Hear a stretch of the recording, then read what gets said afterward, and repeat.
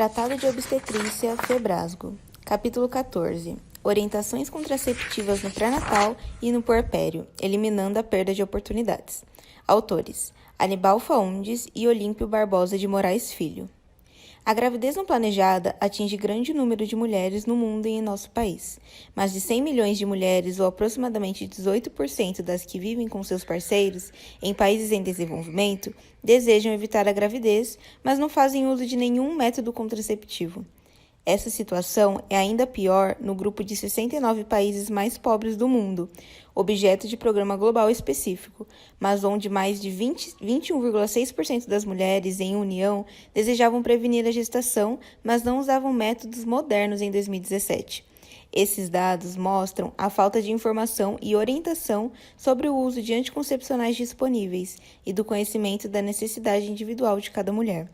Em nosso país, em 2006, dados da Pesquisa Nacional de Demografia e Saúde da Mulher e da Criança mostraram que apenas 54% das mulheres haviam planejado sua gravidez, e em 18% era indesejada.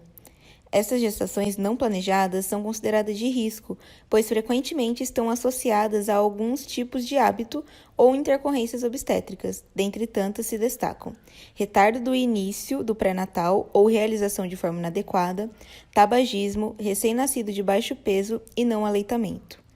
Outra preocupação é a ocorrência de nova gravidez em curto espaço de tempo, o que interfere não só nas complicações materno-fetais, mas também apresenta repercussão social e econômica. Uma revisão sistemática de Conde Angudelo et al., que incluiu 77 estudos realizados em países dos 6 continentes, analisou a associação entre intervalos entre gestações e resultados neonatais, tais como prematuridade, baixo peso ao nascimento, pequena paridade gestacional, morte fetal e neonatal precoce. Intervalo entre as gestações de menos de 6 meses estiveram significativamente associados ao aumento de prematuridade, pequeno para a idade gestacional e baixo peso ao nascimento. Intervalos entre 6 a 17 meses estiveram significativamente associados a esses 3 resultados perinatais adversos. Além disso, mulheres com cesárea segmentar anterior, submetidas à prova de trabalho de parto, com intervalo entre as gestações menor que 16 meses, tiveram risco aumentado de ruptura uterina. Até o momento, não há um conceito padrão sobre esse período, mas vários estudos têm mostrado que um bom intervalo entre um parto e o outro varia de 18 a mais de 23 meses. Estes fatores aumentam o risco de morbimortalidade materna e ou perinatal, por causa de maior incidência de doenças hipertensivas e hemorrágicas.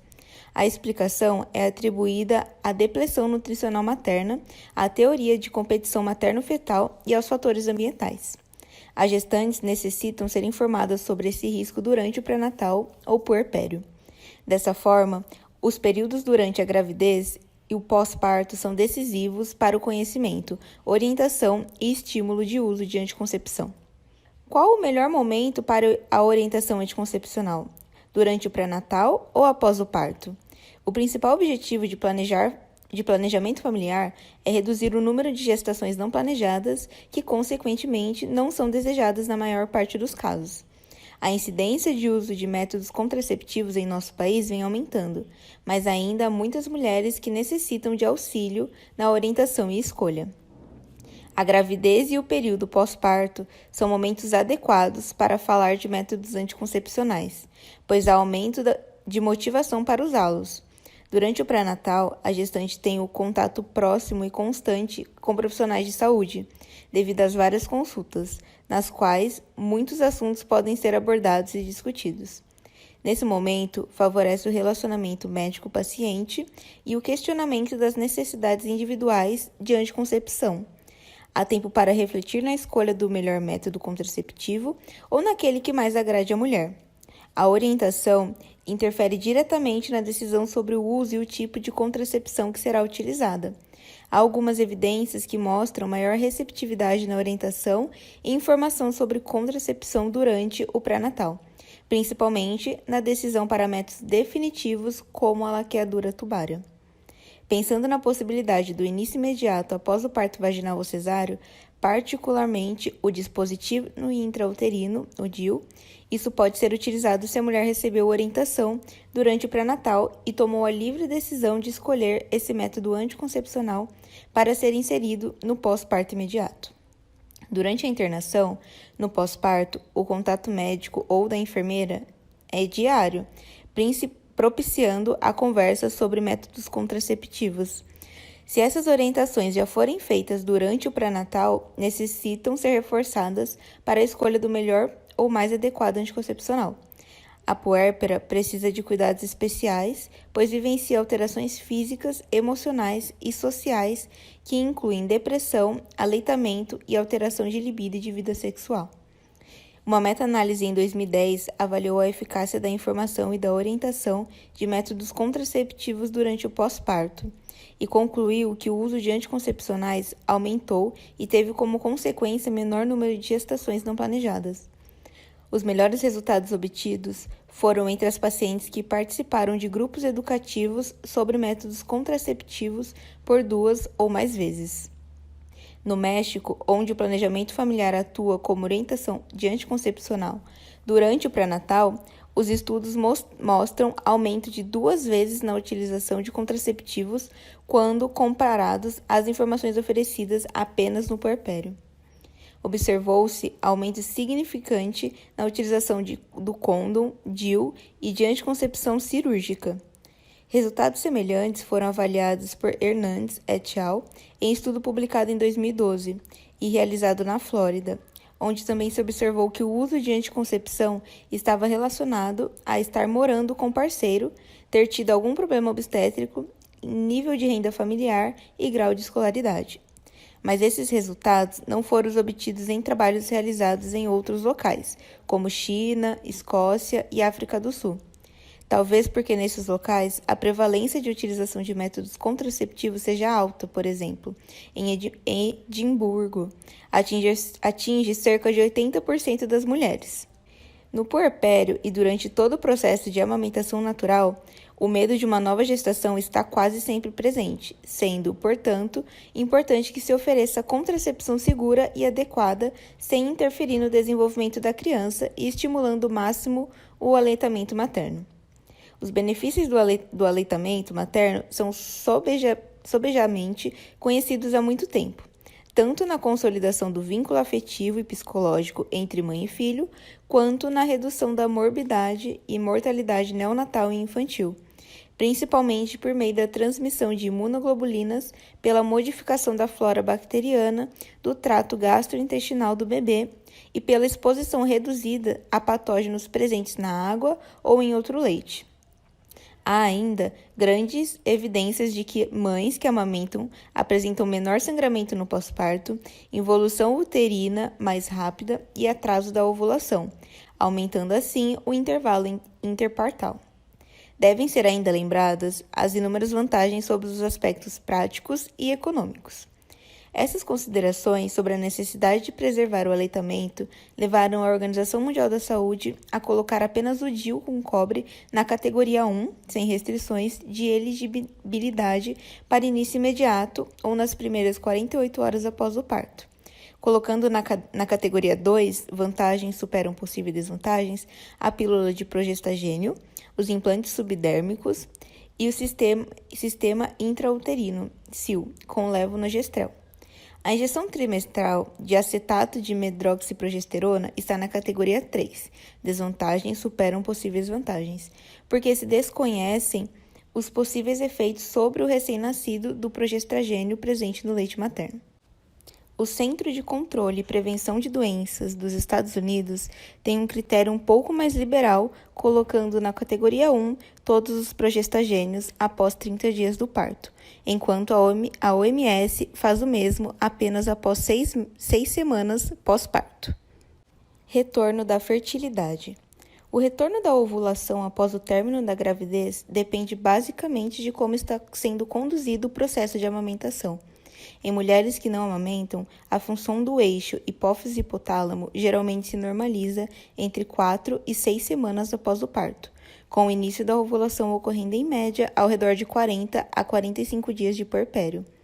mas algumas puérperas que não amamentam apresentam ovulação precocemente, por volta do 22º dia.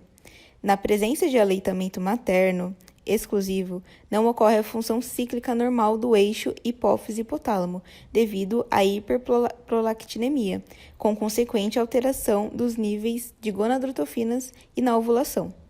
O padrão de amamentação é importante na manutenção da amenorreia e da anovulação, sendo o número de sucções mais de 5 vezes por dia e a duração de mamadas mais de 80 minutos por dia fatores básicos. Estudos prospectivos têm referido que a primeira menstruação em mulheres que amamentam ocorre em média 28 semanas após o parto. Os ciclos iniciais são frequentemente associados com a fase lútea inadequada e com a relativa infertilidade, tendo uma média de início de retorno de ovulação por volta de 33 semanas. Deve-se frisar, no entanto, que embora seja importante e sobejamente conhecido o efeito anticoncepcional da lactação, do ponto de vista de saúde pública, ela não pode ser considerada método confiável individualmente, principalmente após os primeiros 60 dias, na dependência do esquema de amamentação, da presença ou não de amenorreia e da suplementação alimentar do lactente. LAM, método de amenorreia da lactação. O aleitamento materno apresenta efeito contraceptivo e tem valor no espaçamento do intervalo interpartal, principalmente em países como o nosso, em desenvolvimento. Durante a lactação, ocorrem elevados níveis de prolactina, que são responsáveis pela inibição da secreção de hormônios hipotalâmicos, que interferem no eixo hipotálamo-hipófise-ovário. Há alteração na liberação de estrogênio, que interfere na ovulação. O aleitamento como método contraceptivo se baseia na ausência de ovulação e amenorreia, causada pelas modificações hormonais já descritas. A efetividade desse método depende da intensidade e da frequência de mamadas. Puérperas que amamentam de forma exclusiva quando o aleitamento é a única fonte de alimento para o recém-nascido, com menos de 6 meses pós-parto e em amenorreia, devem ser avisadas de que a eficácia desse método é aproximadamente 98%. Estudo prospectivo que avaliou a incidência de gravidez em mulheres que amamentavam exclusivamente e se encontravam em amenorreia, observou uma taxa de falha de 0,9 a 1,2% nos primeiros 6 meses. A parada da amamentação altera os valores de prolactina, reduzindo-os, e ocorre o retorno da ovulação em 14 a 30 dias. Atualmente, poucas mulheres conseguem manter o aleitamento exclusivo durante os primeiros 6 meses, mas podem ser orientadas a utilizar o LAM enquanto isso ocorrer. Revisão sistemática publicada em 2008 revelou que a mulher que amamenta exclusivamente e se encontra em amenorreia possui baixo risco de gravidez nos primeiros 6 meses após o parto, o que foi denominado de subfertilidade da lactação. Alguns fatores podem facilitar o retorno da fertilidade, como redução da frequência das mamadas, parada ou diminuição das mamadas noturnas, introdução de suplementos, chá, suco de frutas, alimentos sólidos, separação do bebê, como retorno ao trabalho, ansiedade, estresse ou alguma doença materna ou do recém-nascido. Mulheres que se utilizam do LAM devem ser orientadas de que a eficácia desse método diminui quando decresce o número de mamadas. A menstruação retorna ou com mais de 6 meses após o parto. Considera-se retorno da menstruação a ocorrência de sangramento por mais de 2 dias e a necessidade do uso de absorvente. Em puérperas que apresentam alguma doença clínica ou cirúrgica, como risco de piora na gravidez, métodos mais eficazes devem ser escolhidos. Quando deve ser iniciada a utilização do método anticoncepcional? Nas puérperas que não amamentam ou quando o aleitamento é misto, o início do uso de método contraceptivo deve ser até a 3ª ou 4ª semana após o parto. Em presença de aleitamento materno exclusivo, pode-se iniciar a anticoncepção mais tardiamente, a partir da 6ª semana após o parto, sendo aconselhável que não se ultrapasse o período de 3 meses sem método algum. Em mulheres em amenorreia, é recomendado que, antes da introdução de qualquer método contraceptivo, se afaste a hipótese de gravidez. Orientação e escolha de anticoncepção. Nesse período após o parto puerpério, ao se fazer a escolha contraceptiva, além das características inerentes a qualquer método, tais como eficácia, segurança, eventos adversos e reversibilidade, deve-se atentar para a possibilidade de efeitos sobre a lactação e o recém-nascido. Algumas opções podem ser limitadas devido às alterações que podem causar na qualidade ou quantidade do leite. Os métodos devem ser avaliados de acordo com os critérios de elegibilidade para o uso de contraceptivo estipulados pela OMS. Métodos contraceptivos. Critérios de elegibilidade para o uso dos métodos anticoncepcionais. A OMS vem se preocupando em nortear a indicação de critérios clínicos de elegibilidade para o uso de métodos contraceptivos, por meio da classificação em 4 categorias, estabelecendo a conveniência ou restrição ao uso de determinado anticoncepcional. Categoria 1. O método pode ser usado sem restrição. Categoria 2. O método pode ser usado com restrição. São situações nas quais as vantagens em usar o método superam os riscos. Nessa categoria, o método não é a primeira escolha e, quando usado, deve ser acompanhado com cautela. Categoria 3. Os riscos decorrentes do seu uso superam os benefícios, sendo necessário acompanhamento rigoroso da usuária. Categoria 4. O método não deve ser usado, pois apresenta risco inaceitável. Os métodos podem ser classificados em transitórios e definitivos. Os transitórios mais utilizados são os de barreiras, DIU e os hormonais. Métodos de barreira. São métodos que evitam a gravidez, impedindo a ascensão dos espermatozoides ao trato genital superior. Atuam por meio de obstáculos mecânicos ou físicos. São divididos em masculinos, o côndom, e feminino, compreende o côndom feminino, o diafragma e os espermicidas. Todas essas opções podem ser utilizadas durante a amamentação. Algumas orientações sobre o uso desses métodos devem ser feitas de forma específica para as mulheres no puerpério e durante o aleitamento. O epitélio vaginal da puérpera está atrófico, com lubrificação diminuída. Assim, é recomendável o emprego dos métodos de barreira associados a lubrificantes.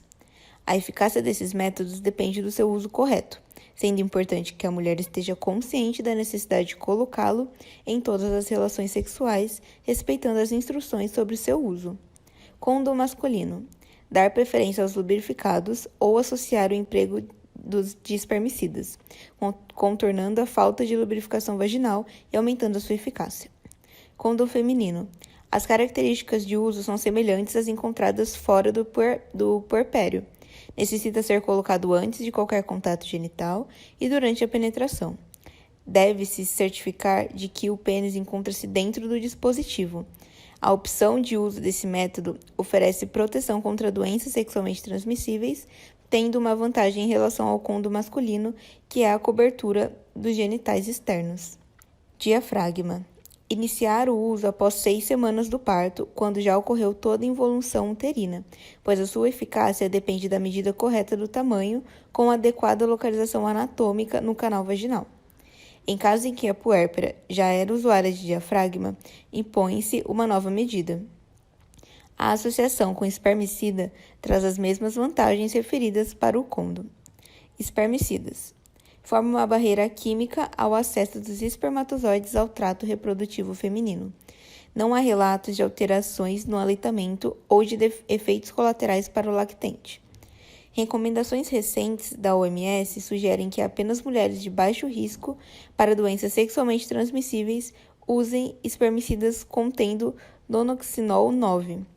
O uso repetido ou em altas doses de nonoxinol 9 está associado com aumento de risco de lesões genitais, que podem propiciar a aquisição de infecção por HIV.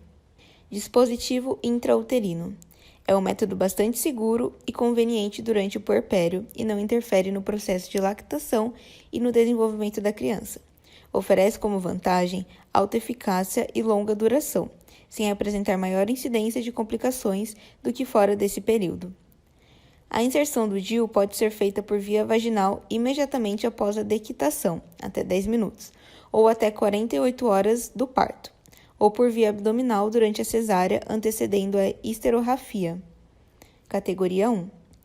Em revisão sistemática publicada em 2010, os autores concluíram que a inserção logo após o parto parece ser segura, eficaz, apesar do pequeno número de estudos comparativos com colocações em outros momentos.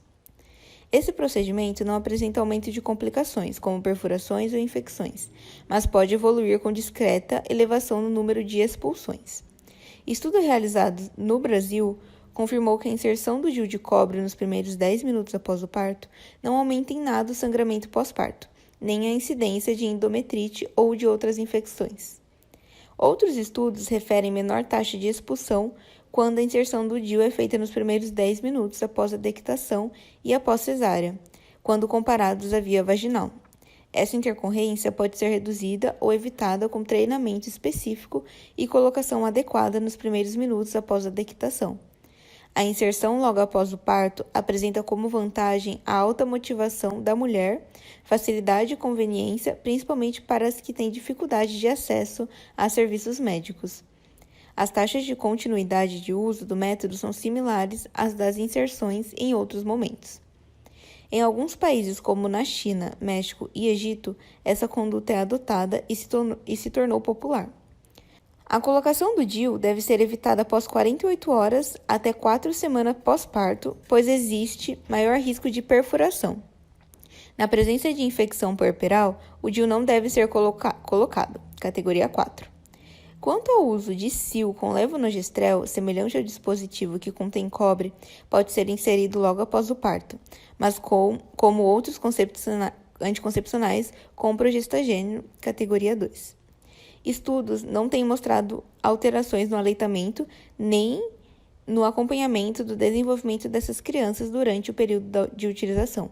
É um método que pode ser inserido em até 40 horas após o parto, ou a categoria 2, ou após 4 semanas do parto, como o DIU com cobre, categoria 1.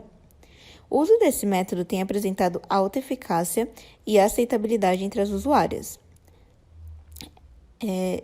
Chessman et al., em trabalho randomizado e controlado, não observaram diferença na duração do aleitamento materno e no crescimento de bebês entre as usuárias de DIU com cobre, quando comparados ao SIL que contém levonorgestrel. Os níveis hormonais séricos obtidos são menores que os das usuárias de contraceptivos hormonais orais ou dos implantes só com progestagênio. Métodos hormonais. Os anticoncepcionais hormonais são utilizados e preferidos por muitas mulheres. No período logo após o parto e durante o aleitamento, alguns cuidados devem ser tomados. Há a hipótese de que os hormônios transferidos para o recém-nascido durante o aleitamento podem ter valores maiores que o esperado na circulação sanguínea infantil. Isso ocorre tanto devido à imaturidade hepática, que não consegue metabolizar de forma adequada os hormônios, quanto à renal, que não o excreta apropriadamente. Mas é importante ser referido que a transferência dos hormônios pelo leite é pequena. Em alguns estudos, colocam em dúvida que ela realmente exista. O método contraceptivo hormonal é classificado de acordo com sua composição, combinado quando tem progestagênio associado ao estrogênio ou só com progestagênios. A. Com progestagênio isolado, oral, injetável trimestral e implante subdérmico. Podem ser empregados durante o aleitamento, sem afetar o crescimento e o desenvolvimento do recém-nascido, e não alteram o volume de leite produzido, nem a concentração de proteínas, lipídios ou lactose. A orientação é para o início após 6 semanas do parto e devem ser os preferidos quando a opção desejada pela puérpera for a contracepção hormonal. A excreção desses hormônios pelo leite é pequena, correspondendo a menos de 1% da dose materna. Poucos trabalhos avaliaram a metabolização desses hormônios nos lactentes, mas há estudo que acompanhou por 8 anos crianças cujas mães utilizaram contraceptivos hormonais e que não evidenciou alteração no crescimento ou desenvolvimento. Em outras publicações, como em uma revisão sistemática em 2010, os autores concluíram que, mesmo com o início precoce do anticoncepcional, ou seja, logo após o parto, não houve interferência no sucesso da amamentação. A eficácia desses métodos é alta, correspondendo a taxa de falha menor que 1%.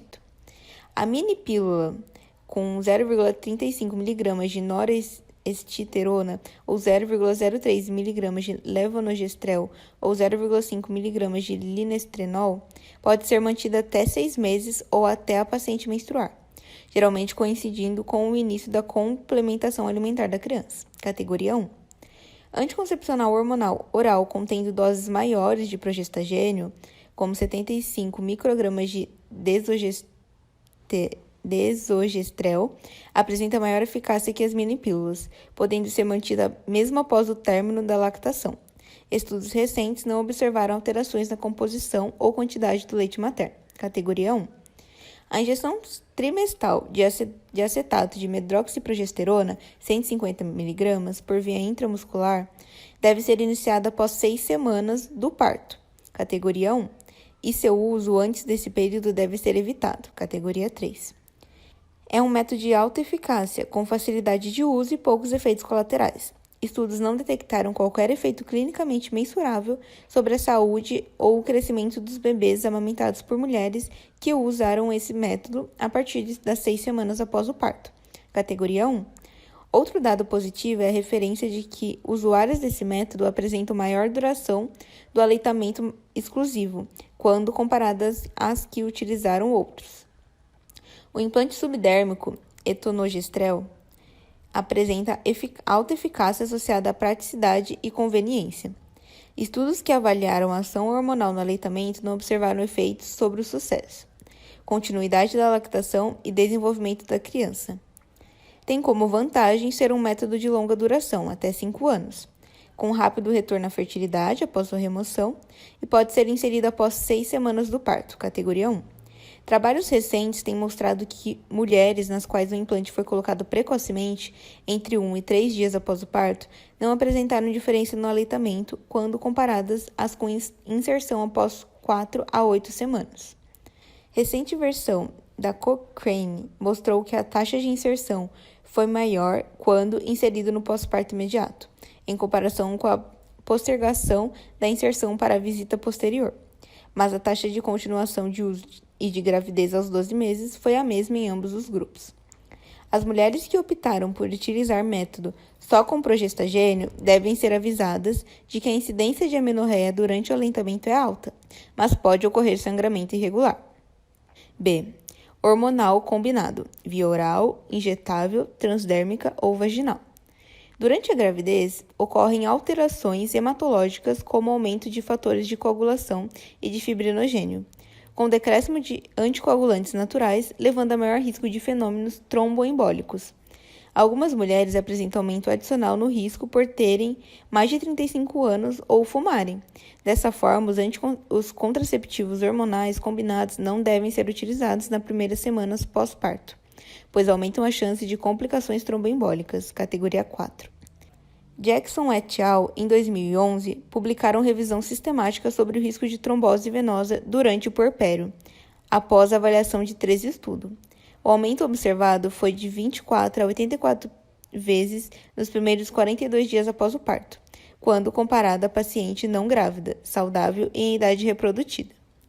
Esse risco está muito elevado logo após o parto, mas declina nos primeiros 21 dias, retornando a valores basais após 42 dias. Além disso, por ação do componente estrogênico, pode ocorrer diminuição da quantidade de leite, não alterando significativamente a concentração de proteínas, gorduras e lactose. Na presença de aleitamento, o contraceptivo hormonal combinado não deve ser usado antes de 6 semanas do parto, categoria 4, e deve ser evitado se houver a chance de usar outro método até 6 meses após o parto, categoria 3. Esses cuidados necessitam ser realizados, pois em revisões sistemáticas, os dados são insuficientes para afirmar que não há efeito na quantidade ou qualidade do leite.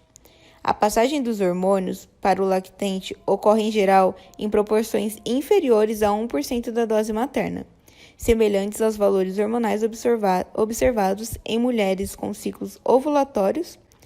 Muitos estudos não observaram efeitos adversos no leite em relação à qualidade nem à quantidade. Os métodos hormonais combinados não devem ser indicados quando ocorrer aleitamento materno exclusivo. Se forem utilizados em pacientes que já estão menstruando e com amamentação mista, a opção mais adequada será o uso de contraceptivo hormonal de baixa dose, com estrógeno menor ou igual a 30 microgramas, ingerindo-se a pílula de preferência logo após a mamada ou no início do intervalo mais longo entre elas. Recomenda-se também que haja aumento da duração do estímulo da sucção. Anticoncepção de emergência. Mulheres que estão amamentando podem usar a anticoncepção de emergência sem restrições. O uso desse contraceptivo é recomendado para mulheres que tiveram relação desprotegida ou falha de método. No entanto, não há indicação se ocorrer antes de 21 dias pós-parto. O seu uso deve ser feito preferencialmente após a mamada. Métodos definitivos, esterilização. Por serem definitivos, tanto a vasectomia como a ligadura tubária devem ser resultantes de decisão consciente e amadurecida do casal, tomada de preferência fora da gestação ou no início dela, e também não no momento do parto. As condições do recém-nascido devem ser levadas sempre em consideração. Devem ser respeitadas as orientações da Lei nº 9.263, de 1996, que trata de planejamento familiar e se refere à esterilização voluntária, restringindo a esterilização cirúrgica no parto puerpério nos casos de comprovada necessidade, ou seja, risco de vida materno ou por cesáreas sucessivas. Fora esses dois casos, a mulher deve ser orientada a procurar um serviço de planejamento familiar decorridos 30 dias do parto, para receber a orientação necessária, bem como para eventual uso de um método contraceptivo enquanto aguarda o processo de esterilização cirúrgica. Considerações finais. Informações e orientações sobre métodos contraceptivos devem ser oferecidas à mulher ou ao casal durante o último trimestre da gravidez ou logo após o parto. A escolha do método contraceptivo e o momento de início são de extrema importância para o bom aleitamento materno. Mulheres que estão amamentando devem ser orientadas de que a suplementação alimentar do recém-nascido, o retorno da menstruação e o período após 6 meses do parto aumentam as chances da fertilidade. Todos os métodos contraceptivos devem ser oferecidos às mulheres que estejam amamentando. A escolha é sempre opção da mulher, obedecendo às indicações e às características de cada método.